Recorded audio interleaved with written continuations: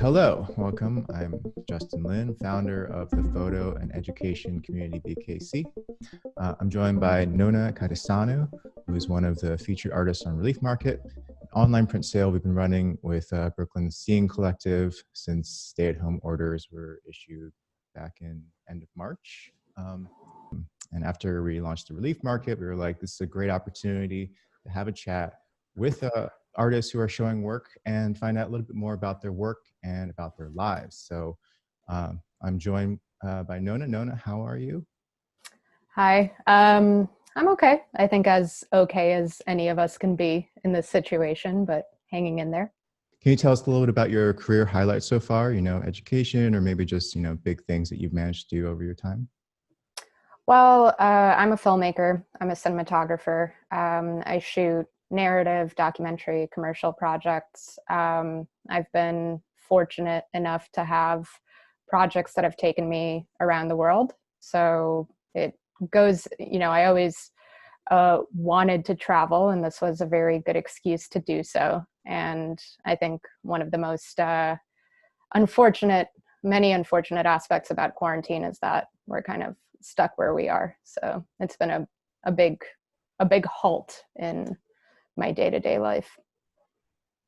You've been to Siberia recently. Tell us a little bit about that. Like, what was the impulse to go? Well, a really good friend approached me with a movie that she had been researching for a while, for about a year or so, about punk musicians in Siberia, and specifically about the punk community in the coldest city on earth, in Yakutsk, the coldest inhabited city on earth. She'd gone out to Russia a few times. She had done the research on her own. She had started shooting on her own. She wanted to bring on a DP, and she called me up, and I just jumped on the idea. I had never been to Russia. I had never gotten pushed to my limits to that extent. It's negative 40 degrees Celsius. It's also negative 40 degrees Fahrenheit. It's at the point where the temperatures converge. It's that cold. Your eyelashes literally freeze. You have to kind of go through this entire process to even step outside to make sure that you won't die in the elements. Wow. And besides the travel, I'm always fascinated by subcultures. I'm fascinated by youth culture. In particular, this community is about it's a group of artists, kids, musicians, painters, who want to keep the culture of the community alive, but are also struggling with being very isolated from not just the rest of the world, but being isolated within Russia as well, because they're in the farthest eastern reaches of the country. We were actually closer to Alaska than we were to Moscow or St. Petersburg. We were way, way out there. And the project was unfortunately cut short because we had extended the trip to catch one more concert, to catch one more band playing, and to shoot that show. And that was on March 8th. And I think around March 6th, we were like, well, we really want to get this one last event, but things are starting to get weird. Maybe we should get out of here. And it's a good thing we did, because not 2 days later, quarantine started in New York City. So very thankful I'm not stuck in Russia right now for obvious reasons. But it also kind of like leaves us at a really weird point, because we don't know when we're going to be traveling again. We don't know when we're going to be allowed back in that country. Like, Russia is its own set of problems, political and otherwise. So it's really left the project at a very big question mark of how we're going to get it done, and if we could manage to make something with what we've already shot. Yeah, I'll bet that sounds pretty familiar to a lot of people right now, actually. A holding pattern for a lot of projects. Let's talk a little bit about the pictures that you have displayed on Relief Market. One of the things that we've been doing is trying to feature artists in different ways, showcase them by grouping them together by theme.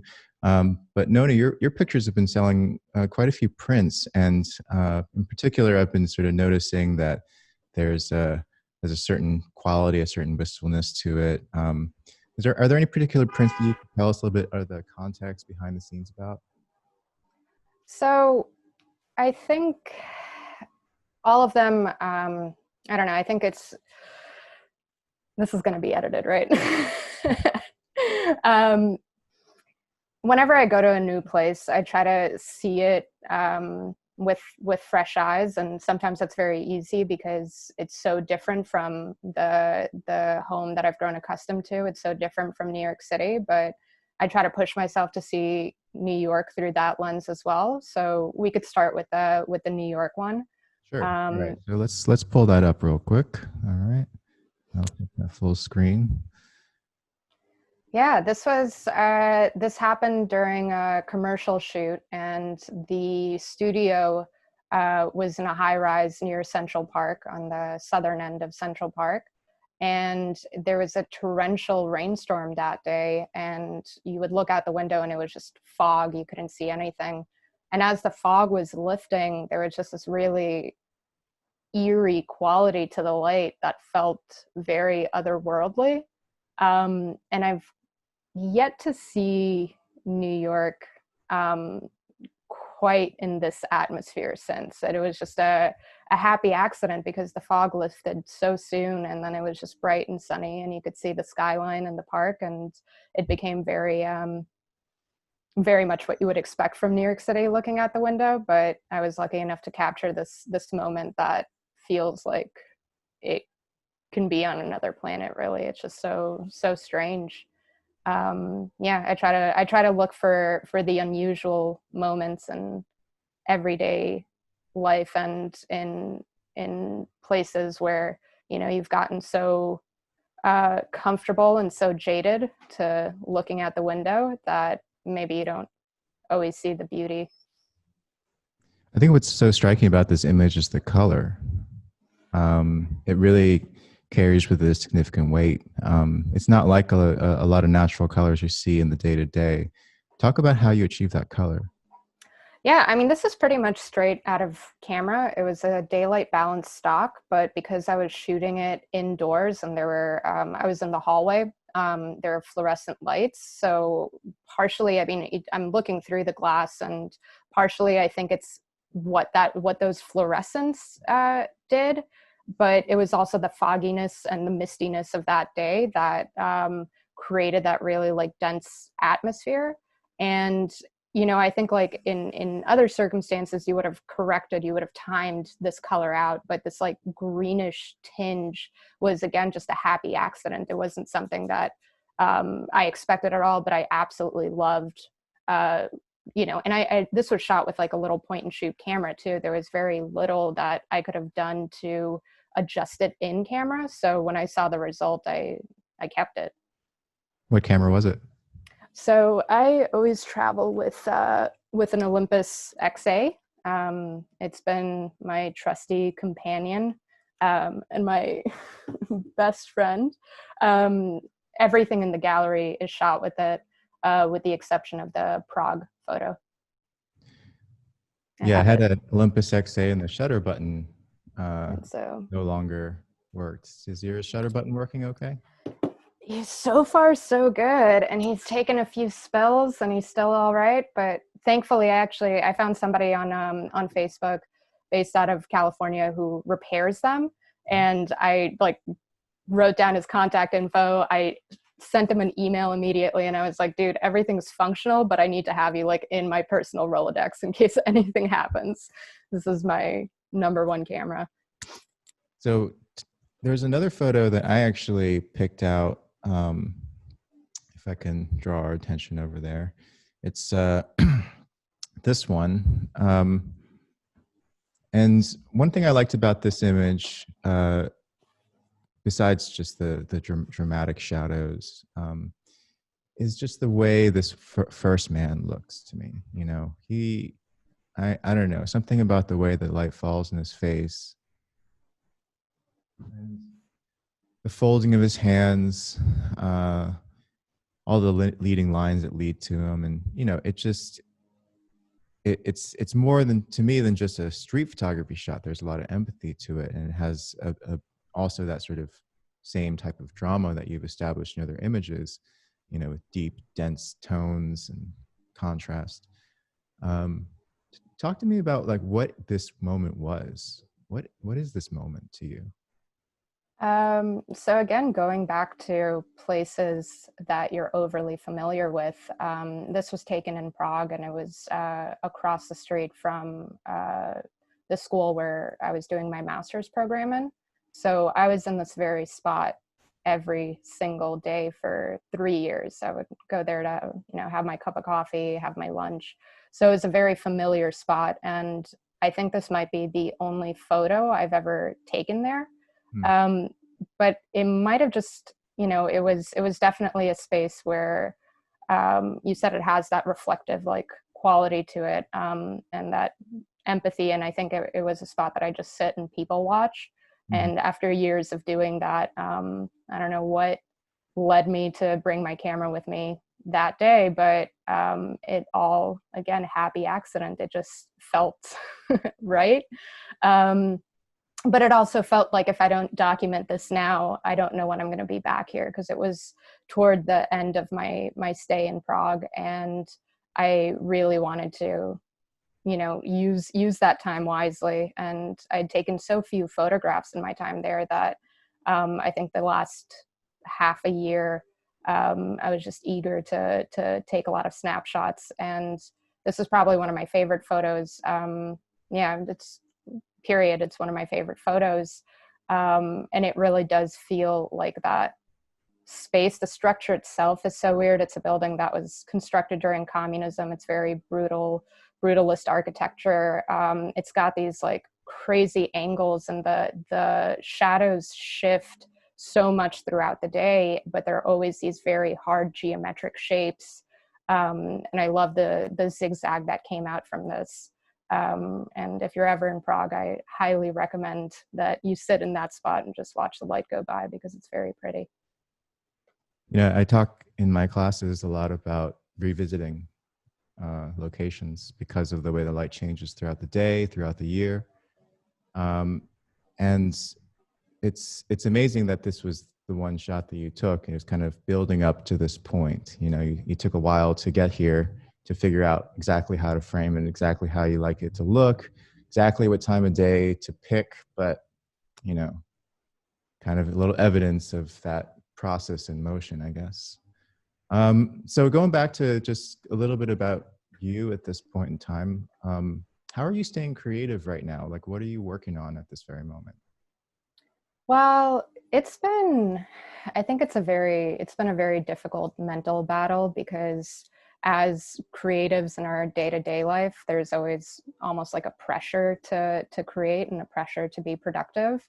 And I'm sure I'm not the only person to feel like their mind is in a total fog right now. Sometimes it's difficult to even string two sentences together. And I obviously love photography, and I miss it very much, because there's only so much you could do in your own home, and there's only so many things that'll like titillate you creatively. So it's been difficult to just like not be able to leave and explore and sit in a spot the whole day and watch the light go by. It's been an adjustment, but luckily I'm in post for a project, a passion project of mine that I wrote and directed and shot with two other wonderful human beings last year. And we've used this time in quarantine to focus on post. So we finished up the edit with our editor remotely, who is working out of Boston. We interviewed a ton of sound designers. We settled on a fantastic composer that's based out of Brooklyn, and we've been working with him remotely as well. So that process has kept me going. It's been such a saving grace in many ways, because it's a project that was already near and dear to me, but now has evolved into something that gives me structure, something that sets up a routine. I know I have deadlines to make, even though they're totally arbitrary, but I have a responsibility to my collaborators and to the rest of my team to show up for meetings and deliver certain things. And it's something that honestly, we wouldn't have been able to focus on as intently as we have right now, because all of us are working DPs. So we're all traveling, we have crazy work schedules, we have crazy set and shooting schedules, and we're rarely ever in the same place at the same time. And now by this sudden twist of fate, we're all kind of like stuck, but we made the best of this time and focused on this project. I mean, what better time to focus on a passion project than now, I guess, if you can manage, and especially, finding ways to keep ourselves occupied can really be some powerful stuff at this time. Now, I'm curious, like, what is it that you think is really important right now? Like, what is it that you think is necessary for you, for your community, and how can we do better and deliver that? I think this entire period has been a really strange reflection on how we used our time and what merits our time and our energy. I come from a very fast-paced environment. I work on a lot of projects that sometimes at the end of the day kind of, leave me scratching my head and like, why did I care about this? Why was I so agonized over a deadline? Why am I doing overnights? Like, why are we literally killing ourselves for something that ultimately not only doesn't make us fulfilled, but doesn't really bring that much back to the world. So this reset and quarantine in this entire period has been a reset, I think, in a lot of people's minds, and certainly in my own, of really putting more thought into the people that I spend time with, the projects that I put my energy into, and what really deserves all of like that energy that, we've learned we have limits on. And I'm sure it sounds cliche, but it's like, we've really come to face with what our immediate resources are, what our most valuable, like, our communities are valuable, our collaborators are valuable, our friends are valuable. And I know that I've lost sight of that, certainly in the last few years, because of work. So it's allowed me a lot of like reflection time. I'm meandering, but I think you get the Yeah, I think I get the idea. There's so much to do with valuing time and understanding what it means. So, I mean, I don't want to take up any more of that time. So I figure this is a good place to say thank you, and thank you for joining us and just telling us a little bit about what makes you tick, what drives you. Check out Nona's stuff on Relief Market. It's going to be, one of the main things that we are trying to dedicate our time to right now, to really not just sell prints, but also promote an idea of just, supporting each other as artists. And, I noticed that you bought a print today. Is that a friend? I did. Yes, it is. It is. I mean, this is, you don't have to include this in the final piece, but it's like the Relief Market, you guys started right at the beginning of quarantine. Yeah. And when I applied to it, I had never sold any of my photographs before. I had thought about making prints, and I have made prints for friends and for family, but it's always been a very personal thing. And frankly, this is like, photography is a way for me to like, just deflate on a set and on a travel job. And it's something very personal. But when this opportunity came about, I was just like, I gotta take this like next step, and I have to like expose myself a little bit more, because if not now, when? And it ended up being truly like one of the highlights of this entire like weird, messed up experience, because I love, all the work that I get to discover through it. I love like following all the different people on Instagram. It's all just like so incredibly inspirational. And, you asked about like what inspires me and what's been inspirational during this period. And the answer is a lot of the artists in the gallery. I feel like I've made so many virtual friends. It's so nice. That was actually an unintended consequence, but I love it. That fills me with a lot of joy, and it helps people who are working with us to really keep doing what we're doing. So again, that's wonderful. Thank you so much, Nona, for Thank you. for giving us that feedback, and for just being on with us and doing what we're doing. So yeah, we hope to speak to you soon, and I guess I'll just catch you on the email next time. Yeah. Hopefully real life interaction soon. I'd love to see the studio. You will. We'll get there. It's just a matter of when. Yeah. One thing at a time. All right.